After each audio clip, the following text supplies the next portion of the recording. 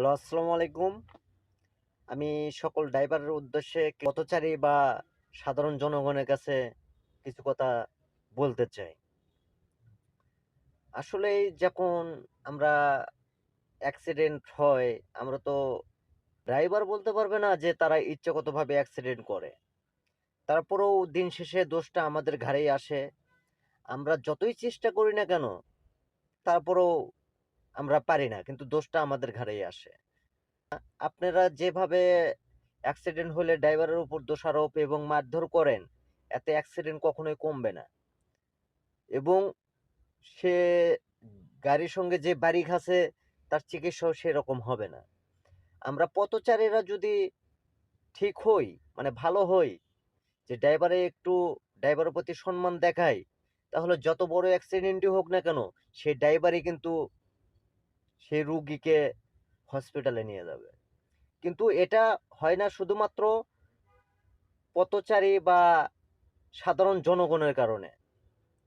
আমরা পারি না, ইচ্ছা থাকলেও আমরা পারি না যে আমরা তাকে হসপিটাল নিয়ে যাব।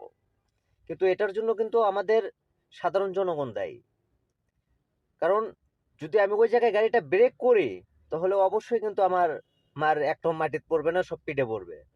তাই আমি বলতে চাই সবার উদ্দেশ্যেই যে আসলে আপনারা চেষ্টা করবেন, ড্রাইভারের সাথে কোনো খারাপ আচরণ করবেন না, মারধর করবেন না। দেখবেন যে এক সময় যত বড় অ্যাক্সিডেন্টই হোক না কেন, যত বড় দুর্ঘটনাই হোক না কেন, সেই ড্রাইভারেরা অবশ্যই সে ব্যক্তিকে হসপিটাল নিয়ে যাবে। কারণ ড্রাইভারের মতন এত বড় কলিজা পাবেন না, পৃথিবীতে কারো পাবেন না।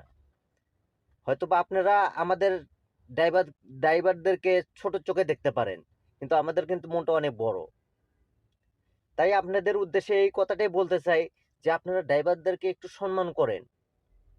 প্লিজ আপনাদের পায়ে ধরে বলি যে আপনারা ড্রাইভারদের একটু সম্মান করেন।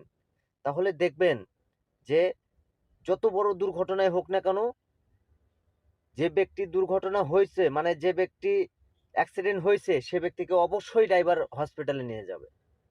কারণ আপনাদের কারণেই আমরা পারি না, সাধারণ জনগণের কারণে আমরা এটা পারি না।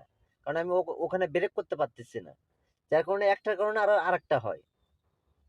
তাই আপনাদের একটু বলি, প্লিজ আপনারা একটু ড্রাইভারদেরকে একটু সম্মান করেন।